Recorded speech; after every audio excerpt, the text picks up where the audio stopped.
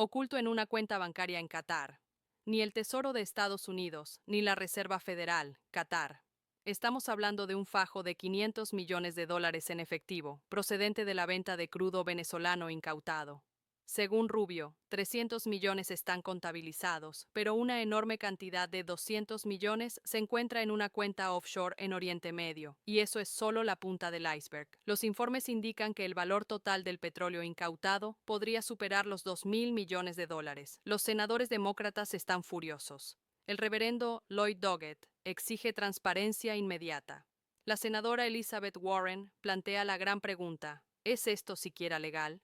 ¿O simplemente hemos creado un fondo para sobornos sin supervisión, fuera del alcance de la ley estadounidense? ¿Por qué Qatar? ¿Quién controla la cuenta? Y con los acreedores persiguiendo a Venezuela por una deuda de 170.000 millones, ¿se trata de una ingeniosa jugada geopolítica del gobierno o de un agujero negro legal a punto de colapsar? Hoy, estamos investigando a fondo, rastreamos el dinero, leemos las transcripciones y exponemos la realidad tras el alijo catarí.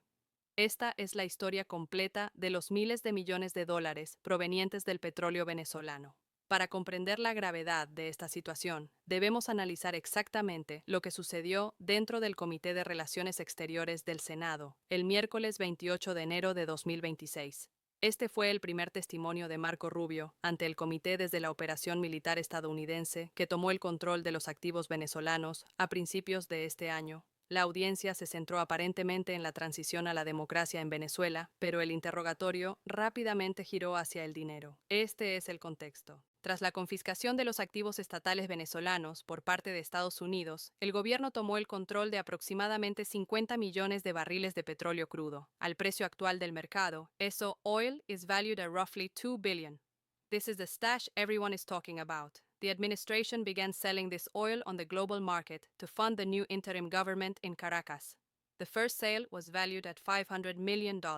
During the hearing, senators pressed Rubio on the whereabouts of these proceeds. That is when the secretary dropped the bombshell. He confirmed that while $300 million had been transferred to vetted Venezuelan banks to pay for basic government services like healthcare and policing, the remaining $200 million was sitting in a bank account in Qatar. Let's look at the specific exchange. When pressed on why the money wasn't in New York or Washington, Rubio stated that the fund was established in Qatar to avoid having the proceeds seized by American creditors. Rubio told the committee, "It's an account that belongs to Venezuela, but it has U.S. sanctions as a blocking mechanism. We only control the dispersal of the money. We don't control the account itself."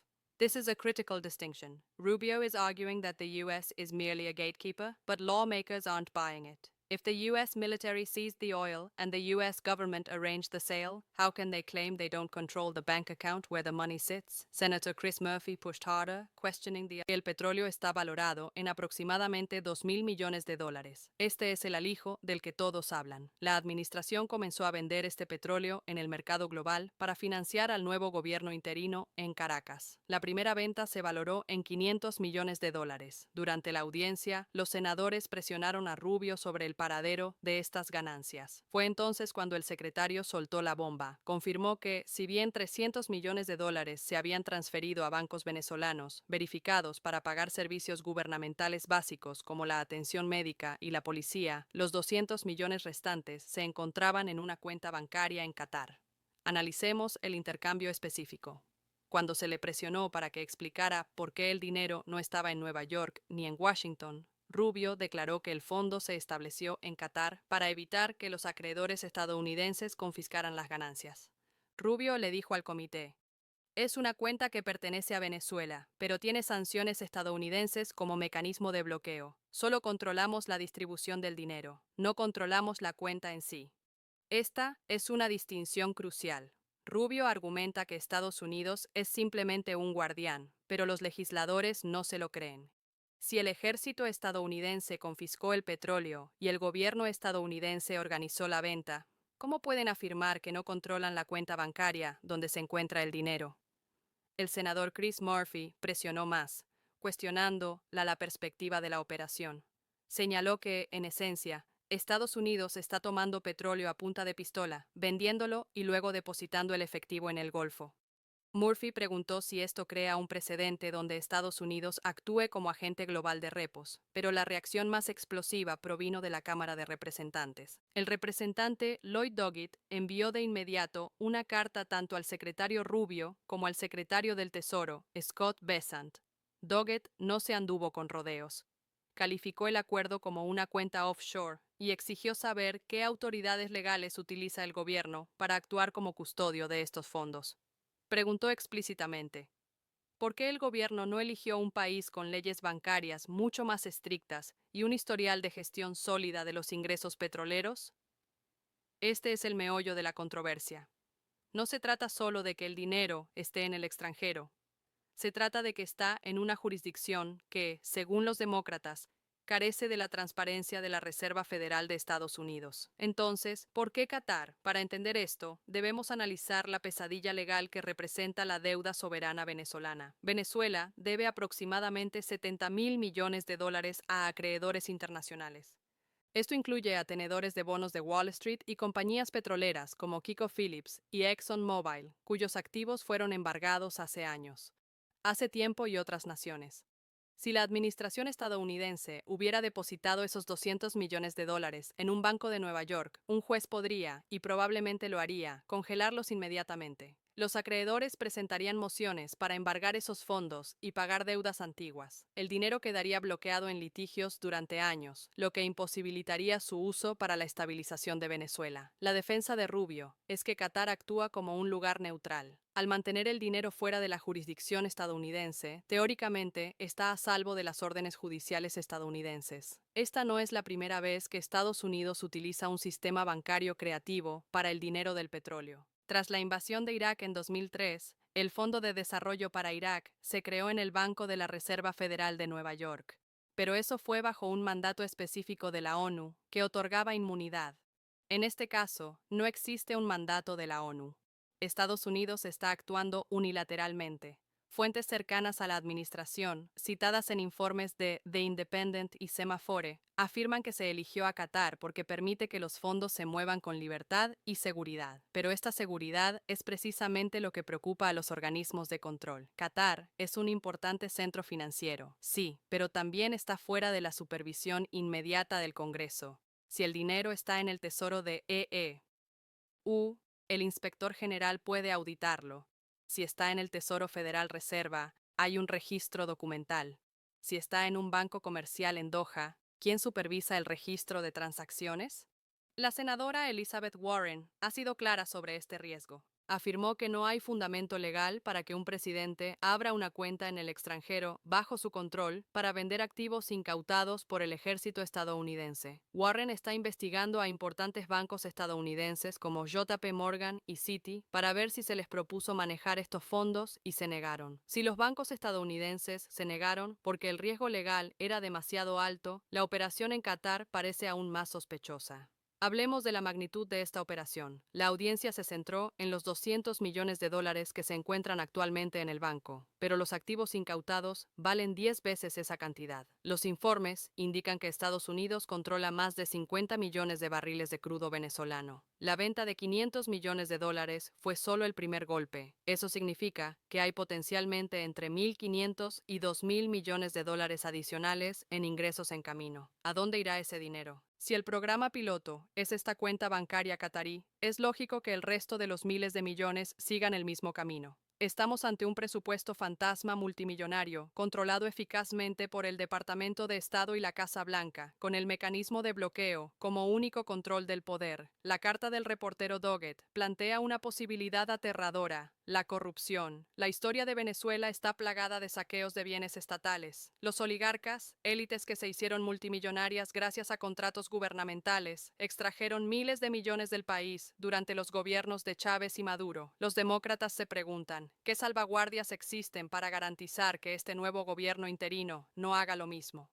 Rubio testificó que Estados Unidos audita el gasto. Afirmó que los líderes interinos presentan un presupuesto mensual. Pero sin un auditor independiente en Qatar o Caracas, básicamente estamos confiando en la palabra de la administración. Y no olvidemos el ángulo político.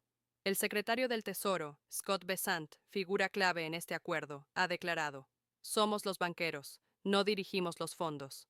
intenta eludir las implicaciones políticas, presentándolo como un asunto puramente técnico. Pero, como señaló el senador Schiff en una carta aparte, existe el riesgo de especulación. Exige saber si algún alto funcionario de la administración tiene intereses financieros en las empresas que gestionan estas ventas de petróleo. ¿Es esto legal? Esa es la pregunta que mantiene despiertos a los abogados constitucionalistas. Es probable que la administración se base en Ley de Poderes Económicos de Emergencia Internacional, EPA. Esta ley otorga al presidente amplios poderes para regular el comercio tras declarar una emergencia nacional. Trump declaró dicha emergencia con respecto a Venezuela hace años. Sin embargo, regular el comercio y confiscar activos soberanos extranjeros, venderlos y depositar el efectivo en un tercer país son dos cosas muy diferentes. Por lo general, los fondos confiscados se congelan, lo que significa que permanecen intactos hasta que se llega a una resolución política. Vender activamente el petróleo y gastar el dinero es una medida proactiva que normalmente requiere la asignación de fondos del Congreso. Al usar la cuenta catarí, el gobierno evita la necesidad de que el Congreso asigne fondos para Venezuela. En esencia, están creando una operación de política exterior autofinanciada. Si el gobierno estadounidense puede confiscar activos y usarlos para financiar al gobierno de su preferencia en un país extranjero sin tocar el presupuesto estadounidense, el Congreso pierde su control sobre el dinero. Por eso, senadores como Warren y Doggett están dando la voz de alarma. No se trata solo de Venezuela, se trata de separación de poderes en Washington. Además, el argumento del custodio es inestable. Si EEU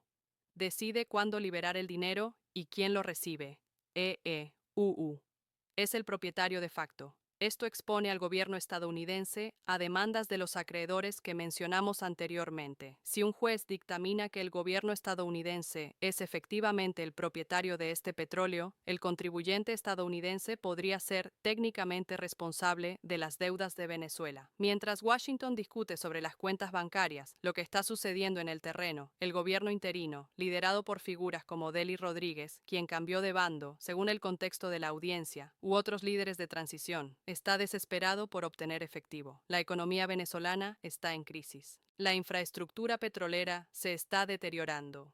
Rubio argumentó que este dinero es vital para la ayuda humanitaria. Mencionó la atención médica y la policía, y es cierto que sin efectivo, la transición fracasará. Rubio manejó las expectativas al decirles a los senadores, no vamos a llegar allí en 3 semanas. Describió la situación como insostenible, pero que va por buen camino. Sin embargo, los 200 millones de dólares en Qatar son un salvavidas. Si los demócratas logran congelar esa cuenta o forzar su ingreso a Estados Unidos, donde los acreedores la embargan, la financiación para la transición venezolana se agota.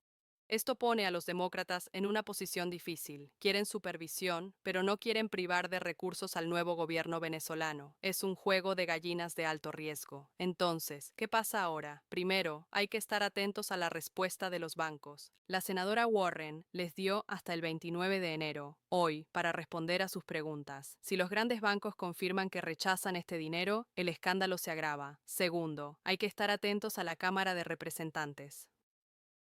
Comité de Supervisión. Es poco probable que los representantes de Doggett dejen pasar esto. Podríamos ver citaciones para los funcionarios del Tesoro involucrados en la apertura de la cuenta catarí. Y, por último, el dinero en sí. ¿Se quedarán esos 200 millones de dólares en Doha o la presión política obligará al gobierno a transferirlos? Y si los transfieren, ¿se abalanzarán los acreedores? El secretario Rubio reveló la verdad, pero puede que haya abierto la caja de Pandora. La cuenta bancaria secreta ya no es secreta, y la batalla por los miles de millones de Venezuela acaba de comenzar. Seguiremos monitoreando el flujo de este dinero. Si desea mantenerse al día sobre esta historia en desarrollo, asegúrese de estar suscrito y tener activadas las notificaciones. ¿Qué opina? ¿Usar una cuenta bancaria catarí es una decisión inteligente para proteger el dinero o una laguna legal peligrosa? Déjeme saber en los comentarios.